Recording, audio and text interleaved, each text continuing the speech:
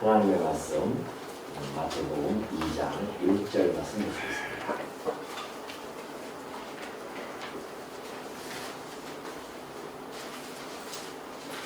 마태복음 2장 1절입니다. 헤롯 왕 때에 예수께서 유대 베들레헴에서 나시매 동방으로부터 박사들이 예루살렘에 이르러 말하되 유대인의 왕으로 나시니가 어디 계시냐? 우리가 동방에서 그의 별을 보고 그에게 경배하러 왔노라 하니 헤롯 왕과 온 예루살렘이 듣고 소동한지라. 왕이 모든 대제사장과 백성의 서기관들을 모아 그리스도가 어디서 나겠느냐 물으니 이르되 유대 베들레헴이오니 이는 선자로 이렇게 기록된다. 또 유대 땅 베들레헴아 너는 유대 고을 중에서 가장 작지 아니하노라. 네게서 한 다스리는 자가 나와서 네 백성 이스라엘의 목자가 되리라 하였음이니이다.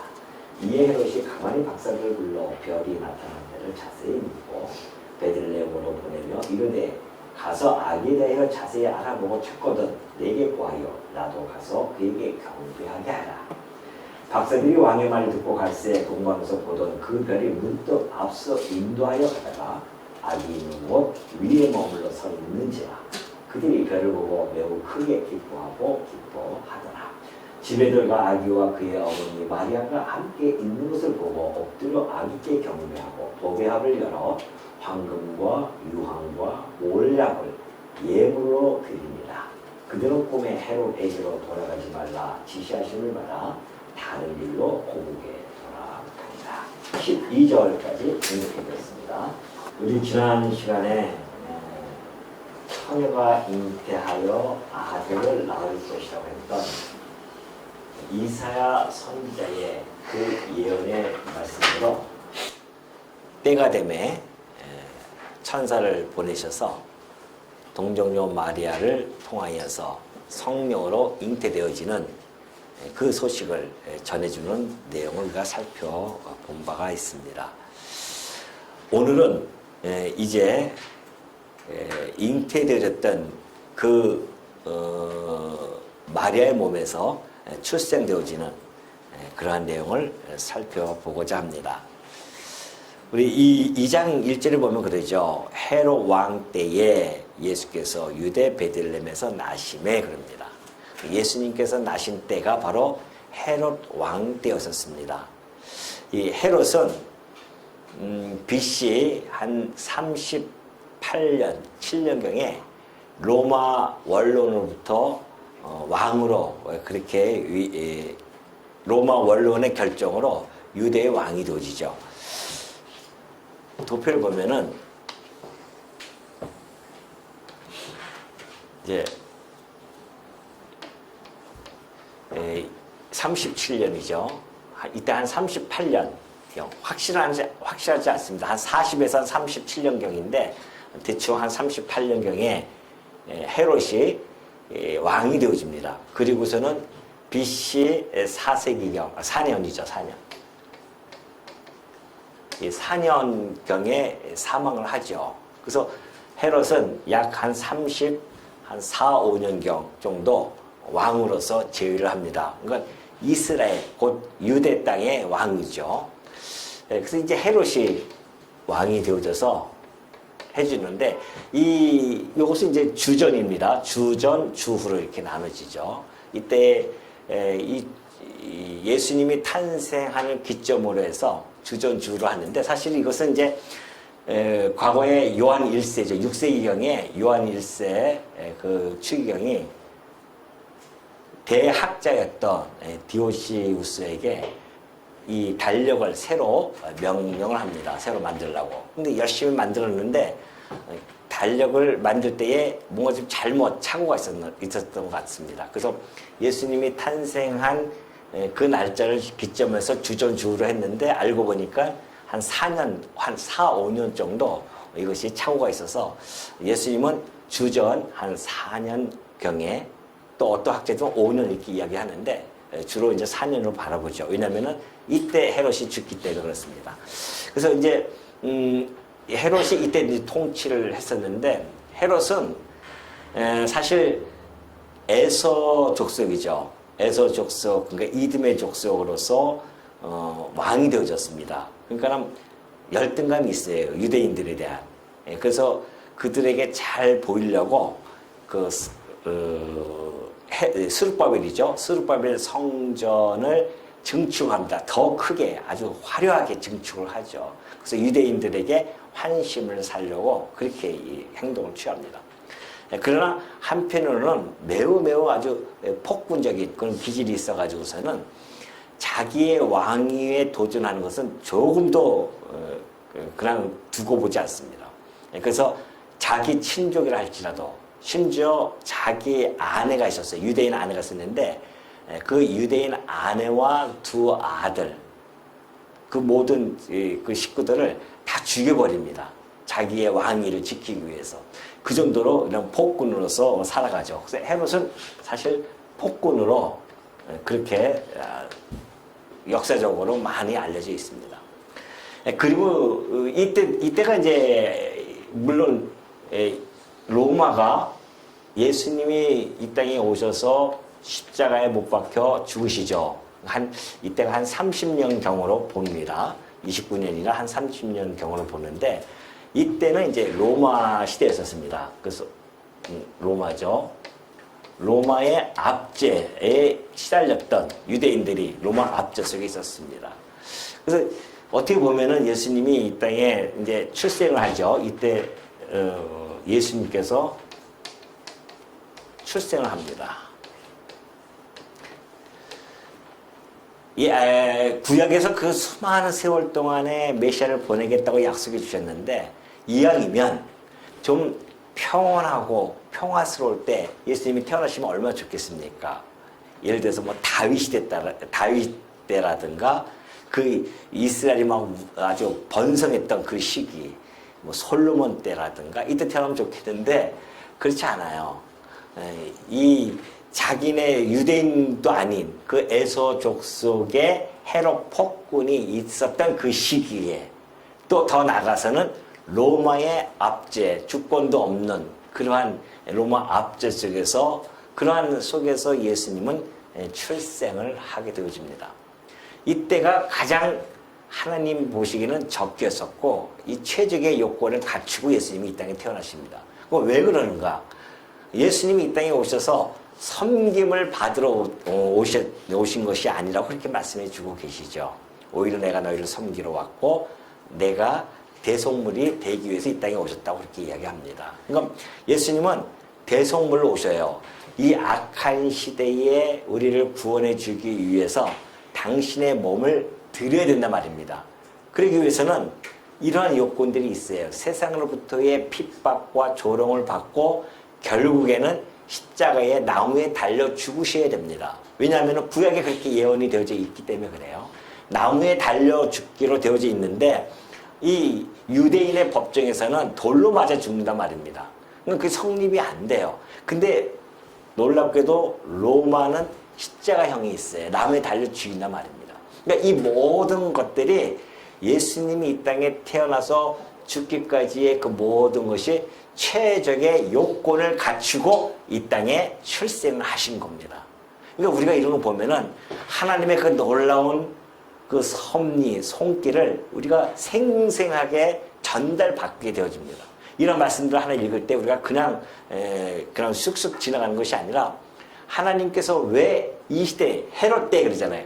헤롯 왕 때에 왜 이런 폭군과 로마 압제 속에서 예수님을 보내셨는가 조금만 생각하면은 하나님이 하시는 그 일에 대해서 우리가 충분히 다시 한번 깨닫게 되어지고 놀라움을 금할 수 없게 되어집니다.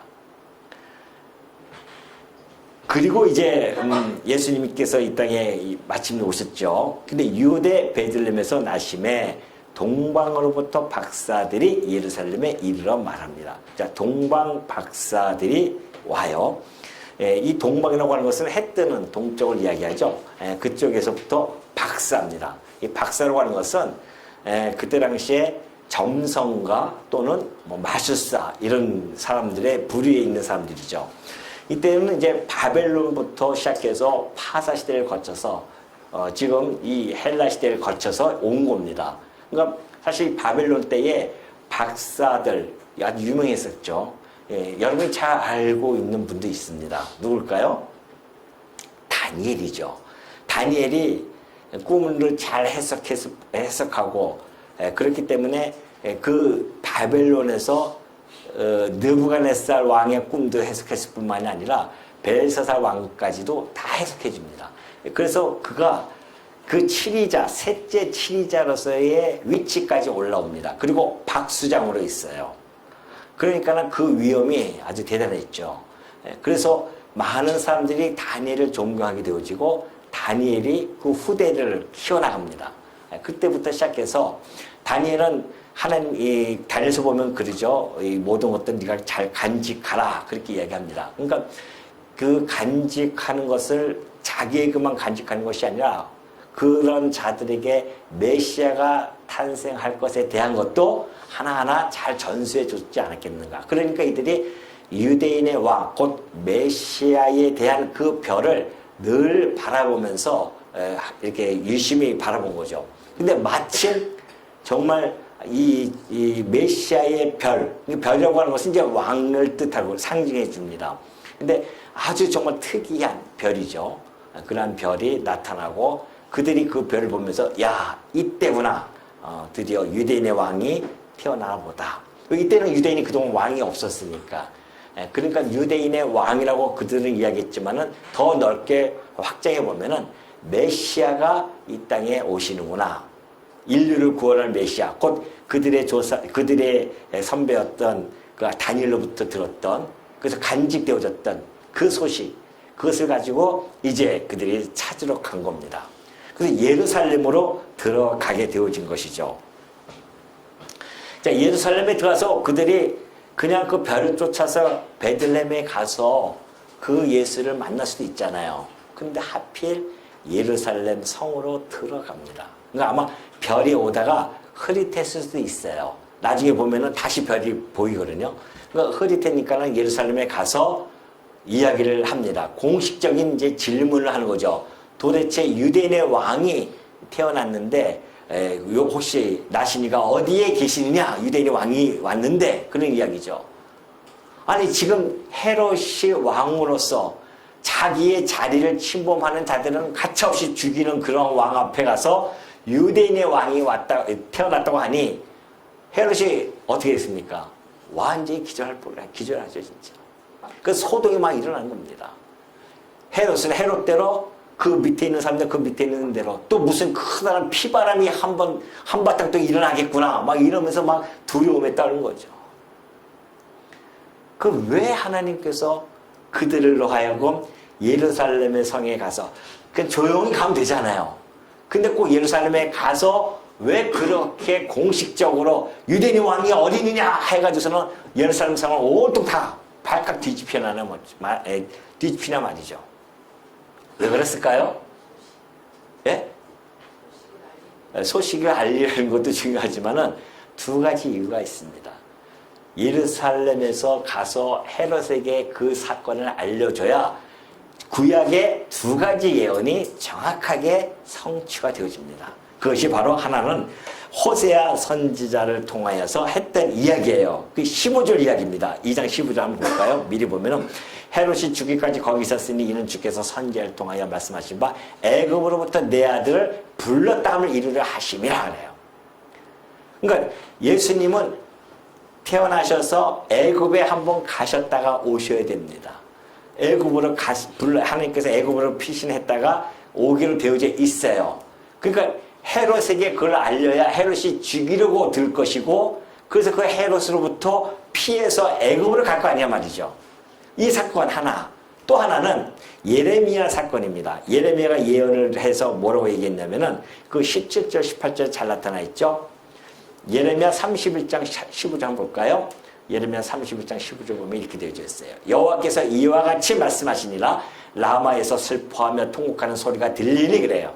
슬퍼하며 통곡하는 소리가 들리는데 라헬이 그 자식 때문에 애곡하는 것이라.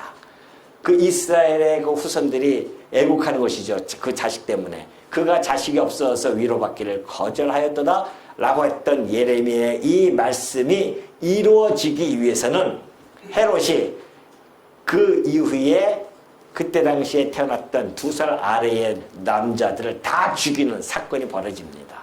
이 예언이 또 이루어져야 됩니다. 그래서 헤롯으로 하여금 그 동방 박사를 만나게 하시고 소식을 듣게 하시고 헤롯이 그 2가지 예언을 이루게 하시려고 하나님이 지금 그곳에 가서 소식을 공식적으로 전달하게 했답니다. 놀랍지 않습니까, 여러분? 하나님 하시는 일 보십시오. 한치의 오차도 없고 어긋남도 없어요. 이것이 그냥 우연하게 일어나는 일처럼 보일 수 있습니다. 우리 성도들은 이것을 읽어낼 수 있어야 되거든요. 야, 진짜 하나님이 하시는 이 손길을 봐라. 이 섭리를 보면은 하나하나 마치 톱니바퀴가 탁탁탁탁 맞아듯 가듯이 하나님의 예언을 이루어가기 위해서 그 모든 사건들이 착착착 진행되어져 가는 거 보시라고요. 그래서 이들이 가서 예루살렘에 가서 유대인으로 왕으로 나시니가 어디 계시냐고 그렇게 큰 소리로 얘기하고 소동을 일으켰구나라는 것을 우리가 알 수가 있습니다. 자, 헤롯 왕과 온 예루살렘이 듣고 소동한지라 왕이 모든 대제사장과 백성의 서기관들을 모아 그리스도가 어디서 나겠느냐 묻습니다. 이 에서 족속이니까 잘 몰라요. 성경에 대해서 잘 모른단 말입니다. 그러니까 대제사장 그리고 서기관들을 불러가지고 도대체 그리스도가 어디서 나느냐 찾아가려고 하는 거죠. 죽이려고. 그러니까 이르되 유대 베들레헴 이오니 이는 선지자로 이렇게 기록된 바 또 유대 땅 베들레헴아 너는 유대 고을 중에서 가장 작지 아니하도다. 내게서 한 다스리는 자가 나와서 내 백성 이스라엘의 목자가 되리라. 그렇게 하였음이니라 하네요. 자, 베들레헴이라고 하는 것은 역사적으로 보면은 그 라헬이 창세기 35장 19절 보면 나타나 있죠. 라헬이 죽어요. 그때 에브랏 곧 베들레헴 길에 장사가 되어집니다. 그러죠. 이 처음으로 나옵니다. 이제 베들레헴이. 그리고 이제 이후에 사울이 왕으로서 하나님부터 버림을 당하죠. 그때에 여호와께서 사무엘에게 이르시되 내가 이미 사울을 버려 이스라엘 왕이 되지 못하게 하였거늘 내가 그를 위하여 언제까지 슬퍼하겠느냐? 너는 뿔에 기름을 채워가지고 가라. 내가 너를 베들레헴 사람 이새에게로 보내리라. 하면서 베들레헴이 이때 등장이 되어집니다. 그러면서 이는 내가 그의 아들 중에서 한 왕을 보았느니라 하면서 베들레헴에서 왕을 선택을 합니다. 물론 이것은 이제 장차 오실 만왕의 왕으로 오실 그리스도에 대한 하나의 예표적인 사건 아니겠습니까? 베들레헴. 그러니까 다윗이죠. 그때 이때 한 왕은 다윗입니다. 그러니까 다윗의 고향이에요. 베들레헴이. 그러니 예수 그리스도 다윗의 자손도 베들레헴에서 베들레헴을 고향으로 배경을 가져야 된단 말입니다. 그래서 베들레헴을 하나님께서 예수님께서 베들레헴에서 태어날 수밖에 없는 것이죠. 이 베들레헴이라고 하는 것은 베들레헴이죠. 지금 하나의 그 선지자의 예언이 하나 나타납니다. 미가 선지자죠. 미가 선지자는 예수님 오시기 전 약 700년 전 사람입니다. 놀라운 일이죠. 700년 전에 미가를 통하여서 뭐라고 예언이 되어지냐면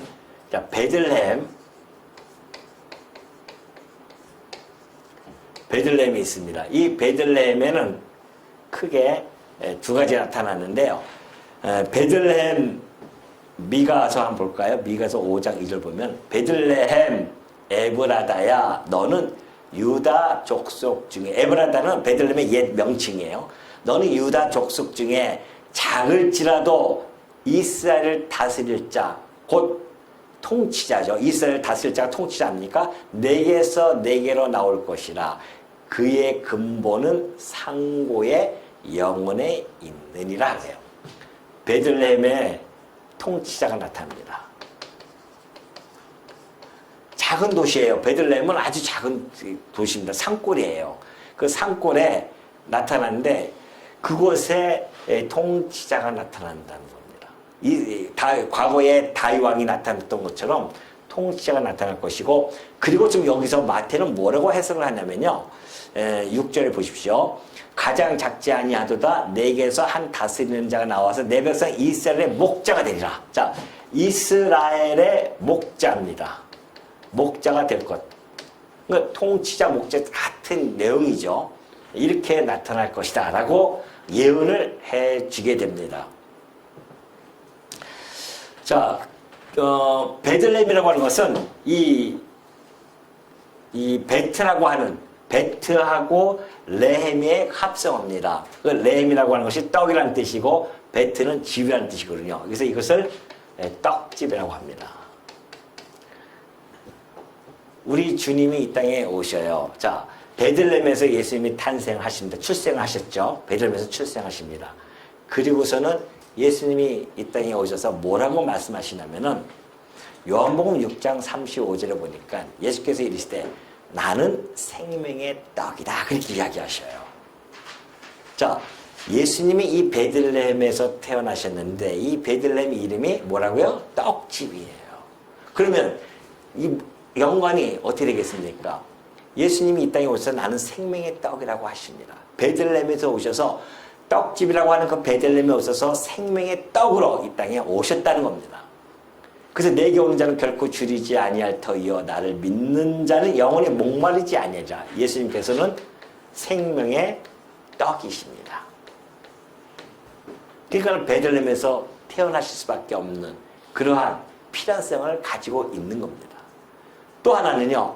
요한복음 10장 11절 보니까 예수님께서 나는 뭐라? 선한 목자라 그래요. 선한 목자는 양들 위하여 목숨을 버리거니와 그러죠. 나는 선한 목자라. 자, 베들레헴에 이스라엘 목자가 태어난다고 했습니다. 근데 예수님이 오셔서 내가 그 목자인데 내가 그 선한 목자, 악한 목자가 아니에요. 그동안의 이스라엘 목자 중에서 악한 목자들이 얼마나 많이 나타났었습니까? 근데 예수님은 선한 목자로 이 땅에 오십니다. 통치자로 왕으로 이 땅에 오셨다는 것이죠. 유대인의 예수님이 그러잖아요. 내가 유대인의 왕이다. 그렇게 얘기하시죠. 그래서 유대인의 왕으로 통치자로 오신 것이 너무나 분명하게 성취가 되어지는 사건입니다. 그리고 이 통치자와 이 이스라엘 목자의 근본에 대해서 이야기하죠. 근본이 뭐냐? 근본은 상고에 있고 영원하다고 합니다. 근본이 이 통치의 근본을 얘기해주고 있어요. 근데 그 근본이 상고, 오래된 옛이죠. 옛날, 오래된 옛날. 그 오래된 옛날이 그럼 도대체 누구냐? 따지고 들어가 보니까는 다시 한번 미가 선지자가 혹시 헷갈려 할까봐 뭐라고 이야기합니까? 영원이다 그래요. 놀라운 얘기죠. 지금 미가 선지자가 700년 전에 이스라엘 다스리는 목자가 나타나는데 그의 근본은 상고에 있고 영원에 있다는 겁니다. 누구의 영원에 있다는 것은 영원히 여기 아니 영원히 여기 있잖아요. 곧 하나님의 아들 아닙니까? 하나님의 아들이라는 것입니다. 그러니까 예수님이 이 땅에 오셔서 그래요. 이 아브라 바리새인들과 이렇게 이야기할 때에 요한복음 8장 56절에서 이야기합니다. 너희 조상 아브라함은 나의 때 볼 것을 즐거워하다가 보고 기뻐하였느니라 그래요. 아브라함이 자기의 조상 나의 때 곧 예수님이 이 땅에 출생할 것을 보고 즐거워하다가 기뻐했다고 합니다. 지난번에 우리가 살펴봤죠. 이삭을 낳고 나서 야 기뻐합니다. 이삭을 통하여 누굴 봤다? 메시아를 본 겁니다. 메시아를 봤어요. 그러니까 유대인들이 이해가 안 되는 겁니다. 이르되 내가 아직 50세도 못 되었는데 어떻게 아브라함을 보았느냐 그래요. 어떻게 네가 아브라함을 보았느냐? 아브라함의 그때 상황을 네가 어떻게 아느냐는 거죠. 예수님이 이르시되 진실로 진실로 너희에게 이르노니 아브라함이 나기 전부터 어떻게 해요? 내가 있었다. 세상에 거기서 누가 이걸 이해하겠습니까? 오늘 여러분들 이것을 여러분 귀에 들려졌어요. 이것이 믿어집니까? 이거는 정말 여러분들이 복받은 거죠. 성령이 아니고서는 이거 이해가 안 되어집니다. 그 세상 사람들한테 이거 얘기해 보십시오. 이게 무슨 이야기인지 알아듣겠냐 말이죠, 이게. 근데 우리는 지금 알아듣고 있는 이 자체가 어떻게 우리가 행복하지 아니할 수가 있겠습니까?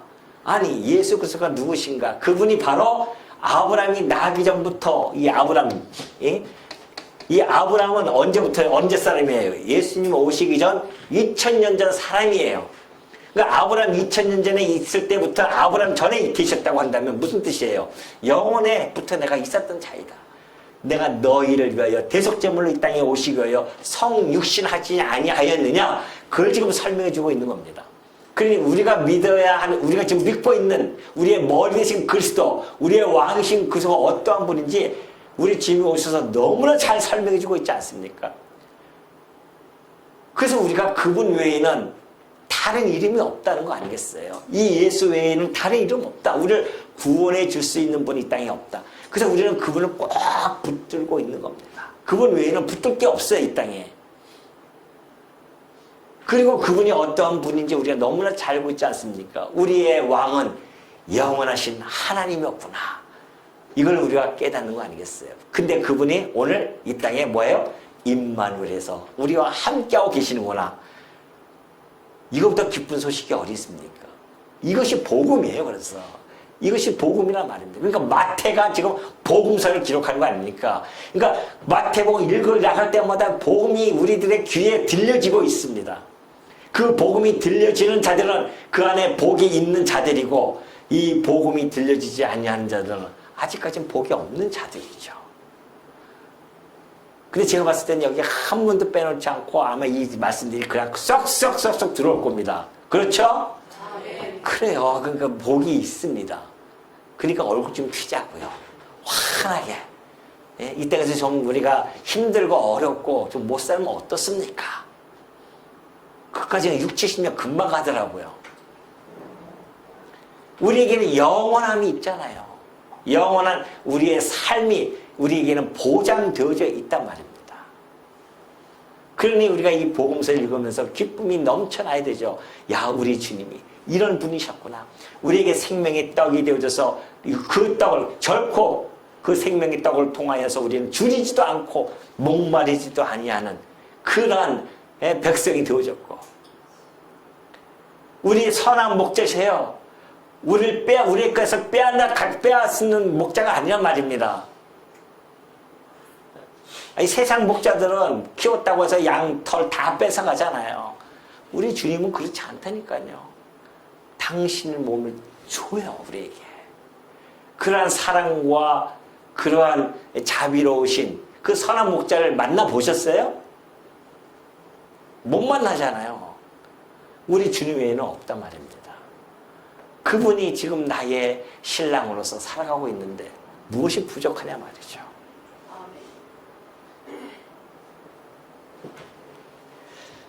그래서 예수님은 떡집에서 생명의 떡으로 이 땅에 오셨고, 이스라엘 목자로 오시는데 선한 목자로 오셨고요. 이 다윗의 고향에서 다윗의 자손으로 이 땅에 출생하신 겁니다. 근데 이 어디에요? 베들레헴은 메시아의 탄생지입니다. 예언되어져 있죠? 700년 전에 그대로 탄생되어집니다. 근데 여러분 이상하지 않습니까? 이상하지 않아요? 아니, 마리아가요, 배가 이렇게 불렀어요. 그런데 왜 마리아는 어디서 살았냐면은,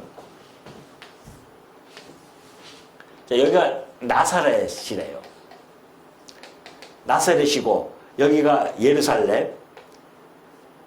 예루살렘이고, 여기 예루살렘에서 남쪽에서 서쪽이에요. 이 정도 됩니다. 이 남서쪽이 여기가 베들레헴입니다. 가까워요. 여기는 8km뿐이 안 됩니다. 8km예요. 자, 나사렛에서 이 베들레헴에까지 이게 직선거리예요. 이 직선거리는 약 150km 정도 됩니다. 그죠? 150km 돼요. 그런데 이쪽, 이 유대 땅이 이쪽에 있었고, 여기는 좀 사마리아예요. 이 유대인들은 이 사마리아 땅을 지나가지 않습니다. 여기는 이미 이 혼혈주의가 만연돼 있어가지고서는 더러워졌다. 이건 하나님의 백성 아니다. 그래서 이 사마리아 땅을 일로 안 가고 돌아가요. 일로 뺑 이렇게 돌아갑니다. 그러면 한 250km 됩니다. 그러면 나사렛에서 애기 낳으면 되잖아요. 근데 왜 그랬을까요? 왜 도대체 이 먼 길을 산딸이 돼가지고서는 힘든 그 아내를 데리고 이리로 오게 해서 여기서 아기를 낳냐 말이죠. 물론 예언을 성취하기 위함입니다. 근데 그 예언을 성취하기 위한 그 방식, 과정을 보면은 기가 막힙니다. 누가복음 2장 1절로 넘어갈게요.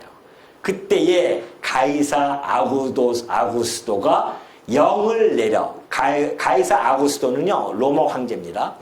영을 내서 천하로 다 호족하라 합니다. 그때에 어느 때요? 이때 해산달이 돼가지고서는 이제 얼마 안 남았습니다. 그때에 하필 호족을 하라고 해요. 이게 여러분 그냥 있는 일이겠습니까? 왜 우연히 그렇게 되어진 일일까요? 아니에요.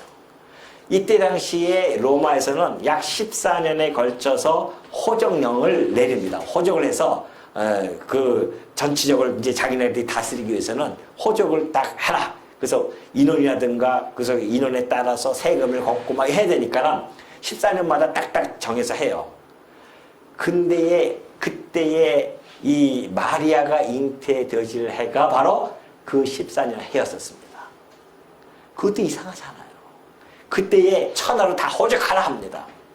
그러면 이 호족은 구레노가 수리아 총독이 되었을 때 이 수리아 이쪽 지역에 총독이 구레노였었는데 처음 한 것입니다.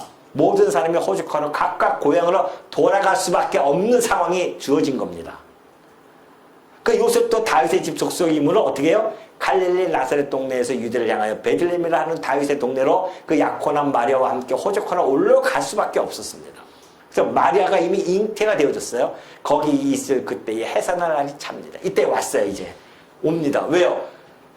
예를 들어서 지금 요셉만 하는 것이 아니라 좀 있으면 누구도 아기도 예수님도 이제 태어날 건데 그럼 또 호족하러 또 와야 됩니다. 그러니까 데리고 갈 수밖에 없어요. 거기서 호적을 다 올려야 되니까 예수님도. 그러니까 그 힘들지만은 뺑 돌아서 베들레헴까지 오게 되어질 수밖에 없는 것이 그 호적 사건이었습니다. 그리고 그 호적을 해요. 그리고 난 지 8일 만에 할례를 행합니다. 그리고 한 30일, 한 달 정도 되어지면 헌신례 해가지고서는 유대인들은 처음 난 자식들, 초태생은 다 하나님께 드리죠. 짐승은 다 제물로 드리지만은, 그러나 남자들은 제물로 드릴 수가 없잖아요. 그래서, 대속물을 대신합니다. 그래서, 성소의 은세겔로 해가지고서는, 5세겔을 해가지고서는 대속을 합니다. 그것이 없는 사람들은 비둘기 같은 걸로 하는 거죠. 여기가 바로 이 사건이에요. 그래서 그 약혼한 마리아가 거기 있을 6절을 보면 거기 있을 그때의 해산할 날이 차서 첫 아들을 낳아 강보로 싸서 구유에 누웠으니 이는 여관에 있을 곳이 없음이니라. 그래서 베들레헴으로 하나님께서 그 놀라운 역사를 통하여서 그 로마를 움직이고 모든 걸 다 움직여서 하나님이 그러니까는 뭐 유대의 땅에만 역사하시는 하나님이 아니라 전 세계를 역사하시는 하나님이 너무도 분명하죠. 정확하게 그때에 잉태케 하고 호적하게 하고 내려와서 이 모든 일들을 하게 하시는 하나님. 그래서 베들레헴에서 700년 전에 그 예언을 이루어지기 위해서 우리는 약속해놓고서는 다 까먹잖아요. 하나님은 그런 분이 없습니다. 우리는 하나님은 인간이 아니시기에 시건치 않으셔요. 하나님은 모든 예언들을 정확하게 기억하시고 그때그때 모든 역사를 다 진행해가면서 착착착착 진행해 가십니다. 그러니 예수님이 이 베들레헴에서 태어난 거 하나만 보더라도 우리가 하나님이 정말 살아 존재하고 계시구나라고 우리가 어떻게 안 믿을 수가 있습니까? 예? 그냥 우연히 그냥 우리가 태어났듯이 그렇게 태어나신 분이 아닙니다. 예수님은 메시아는 오래전에 그 모든 예약, 언약과 예언이 주어졌고 그것이 모든 역사 속에서 하나하나 딱딱 맞아 가면서 마침내 헤롯 때에 이 땅에 이 예수님께서 출생하셨단 말입니다. 그러니 하나님의 언약이 이토록 정확하게 이루어지니 하나님이 어찌 살아 존재하고 계시지 아니하며 그분이 어찌 전능하시며 신실하시며 주권성을 가지고 계시는 그 하나님이 아니시겠냐 말이죠. 우리가 그 하나님을 아버지로 모시고 산다니까요. 그런 하나님을 전지전능하신 그 하나님, 그 신실하신 하나님, 우리를 한번 택해서 절대 배반하지 아니하시고 버리지 아니하시는 그 하나님을 우리가 아버지로 섬기면서 살아간다고 하는 것, 역시 아까처럼 뭐예요? 뭐 할까요? 행복해요. 세상에서 뭐 행복을 찾으러 다닐 필요 없습니다. 우리는 이 말씀 안에서 우리의 행복이 너무나 넘쳐 흐릅니다. 그런 분이 우리의 아버지시오? 이런 분이 우리의 왕이시오? 뭐가 부러울 것이 무엇이 있겠습니까? 아직도 부러울 것이 있습니까? 저 사람은 저래서 부러워, 저 사람은 저래서 부러워. 부러워하지 마십시오. 부러우면 뭐예요?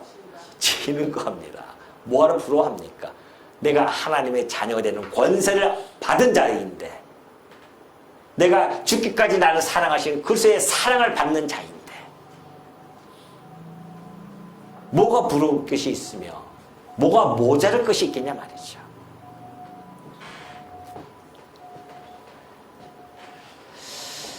실제 넘어갑니다. 이에 헤롯이 가만히 박사를 불러 별이 나타난 때를 자세히 묻고, 자세히 물어요. 왜 묻습니까? 베들레헴으로 보내며 이르되 가서 아기 되어 자세히 알아보고 찾거든 내게로 구하라. 나도 가서 그에게 경배하게 하라. 헤롯이 얼마나 교활한 자입니까? 그 교활한 관계는 자기의 그 흉계를 가지고서는 신앙으로 싹 가장을 합니다. 그렇죠? 싹 신앙을 가정해서 이 경건한 이 사람들, 이 동방 박사들을 이용을 해버려요. 그리고 아주 계획이 치밀하고 주도 면밀합니다. 그러나 이 헤롯의 교활한 관계는요, 사람의 심중을 꿰뚫고 계시는 그 하나님의 섭리에 의해서 산산이 부서지죠. 그것이 이제 13절에 나타나지 않습니까? 그들이 떠난 후에 주의 사자가 요셉에게 현몽하여 헤롯이 아기를 찾아 죽이려 하니 일어나 어머니를 데리고 애굽으로 피하라 하면서 그걸 다 피하게 하십니다.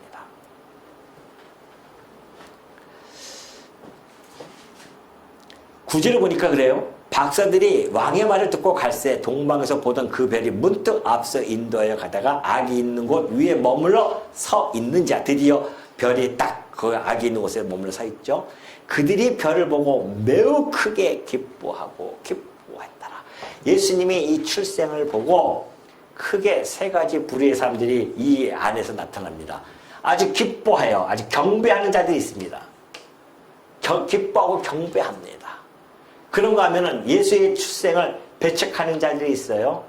헤롯이라든가 그 기득권 세력들, 서기관들, 대제사장들 다 예수님을 배척해요.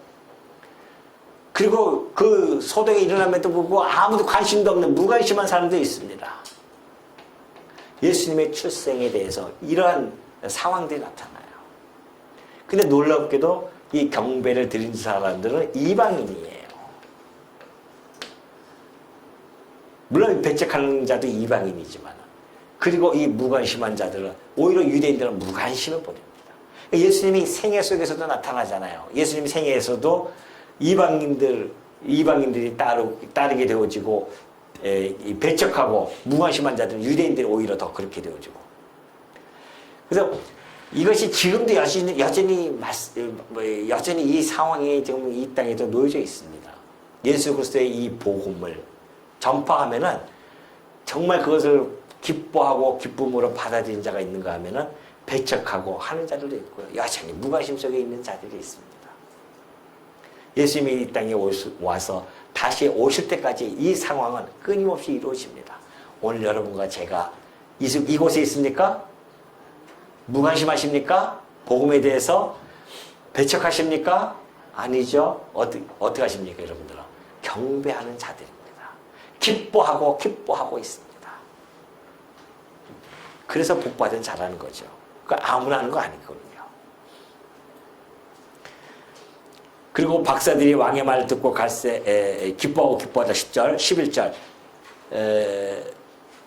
집에 들어가 아기와 그의 어머니 마리아가 함께 있는 것을 보고 엎드려 아기께 경배하고 보배함을 열어 황금과 유황과 몰약을 예물로 드리니라. 그들은 꿈에 헤롯에게로 돌아가지 말라 지시하심을 받아 다른 길로 고국에 돌아가니라.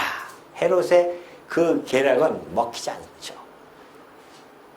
자, 오늘 이들이 경배하는 자들이 드리는 예물이 황금이 있습니다.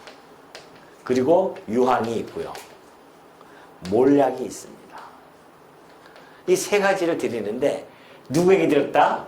예수님에게 드렸어요. 아기 예수에게 드렸어요. 아기가 누구십니까? 그리스도예요. 그래서 이들이 예물을 드리는 이것들은 그리스도와 매우 밀접한 관계를 가지고 있습니다. 첫 번째, 이 황금은 왕을 상징합니다. 왕이죠. 그죠? 예수 그리스도께서 왕직을 가지고 계시니까 왕을 상징한단 말입니다. 지금 우리나라도 왕 자리는 뭐예요? 용사는 다 금으로 하잖아요. 다. 왕을 상징하고요. 유황은 레위기 24장 5절 보니까요. 이렇게 되어 있어요. 너는 고운 가루를 가져다가 떡 12개를 굽되 각 덩이를 10분의 2 예바로 하여 여호와 앞 순결한 상 위에 두 줄로 한 줄이 6이 진설하고 너는 또 정결한 이 유황을 그 각 줄 위에 두어 기념물로 여호와께 화제를 삶을 것이며 그래요. 떡 위에다가 유향이죠. 이렇게 향기 유황에 대한 유황 같은 거 그 향을 피웁니다. 그래서 떡을 갖다가 이 유황이라고 하는 것은 부패를 방지하는 겁니다. 그래서 유향을 그 각 줄에 두어 기념물로 여호와께 화제를 삼을 것이며 안식일마다 이 떡을 여호와 앞에 항상 진설할지니 이는 이스라엘 자손을 위한 것이요 영원한 언약이니라. 그래서 생명의 떡, 이 떡이라고 하는 것은 뭐예요?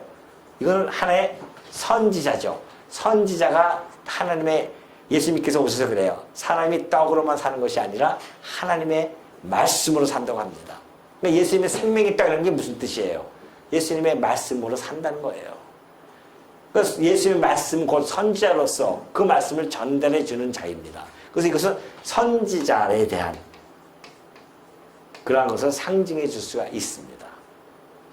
그리고 몰약은 출애굽기 30장 23절을 보면 이렇게 되어 있죠. 너는 상등 향품을 가지되 액체 몰약 500세겔과 그 반수의 향기로운 육개 253개 쭉 해요. 계피까지 다 합해서 25절 보면 그것으로 거룩한 관유를 만들되 향을 제조하는 법대로 그 향기름을 만들지니 그것이 거룩한 관유가 될지라. 너는 아론과 그의 아들들에게 기름을 발라 그들을 거룩하게 하고 그들이 내게 제사장 직분을 행하게 하라. 이거 액체 몰약은 역시 제사장이죠.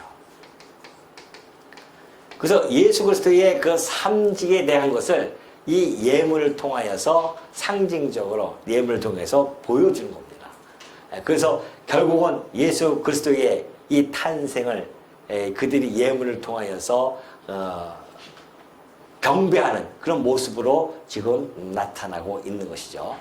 이 이방인들이 와서 예물을 드릴 것은요, 구약에 예언이 되어져 있는 것들이 있어요. 이사야 60장 6절 보면은 허다한 낙타, 미디안과 에바의 어린 낙타가 네 가운데에 가득할 것이며 스바 사람들은 다 금과 유향을 가지고 와서 여호와의 찬송을 전파할 것이다. 그렇게 이야기합니다.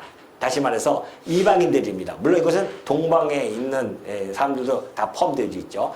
그래서 금과 유향을 가지고 와서 여호와의 찬송을 전파할 것이다. 그것이 이방인들이 와서 예물을 가지고 올 것들에 대한 이런 예언들도 되어져 있습니다. 그러니까 지금 예수님이 태어난 이 잉태부터 시작해서 하나하나 정확하게 구약의 예언대로 지금 안 이루어진 것이 없습니다. 예수님의 생애가 그래요. 예수님의 삶 자체는 구약의 예언대로 살아가시는 분이십니다. 그래야 그리스도임이 증명이 되어지기 그래요. 만약에 구약의 예언대로 살지 않으면 그리스도가 아닙니다. 그러니까 예수님이 오셔서 모든 것들이 다 그 잉태부터 시작해서 죽으심에까지 승천하심에까지 모든 것들이 다 어디에? 구약의 예언대로 행하시고 그래서 예수 그리스도이심이 증명이 되어지고 우리는 그래서 그분이 우리를 구원해 주실 수 있는 메시아 곧 그리스도임이 확 확고하게 믿어지는 겁니다. 왜? 예언대로 다 이루어지니까. 얼마나 멋있습니까? 그러니 예수 그리스도가 예언대로 이루었다고 한다면 우리는 그를 보내신 하나님이 정말 여호와 되심이 너무도 분명하게 드러납니다. 이 오후에 오늘 나올 거예요. 우리 여호와 되심이 얼마나 이 놀라운 역사인지 예수 그리스도를 통하여 그 아버지의 이름을 우리들에게 알려주시고 그 아버지의 이름의 영광을 찬양케 하시는 그 그리스도의 사역이 오늘 오후에 나타납니다. 기대해 주시고요. 우리 주님의 이 놀라운 그 출생의 과정, 잉태하는 그 출생지에 대한 이 예언의 놀라운 사건 앞에서 다시 한번 하나님께 감사와 찬송을 드리는 우리 주의 백성들이 되어주시기를 당부드립니다.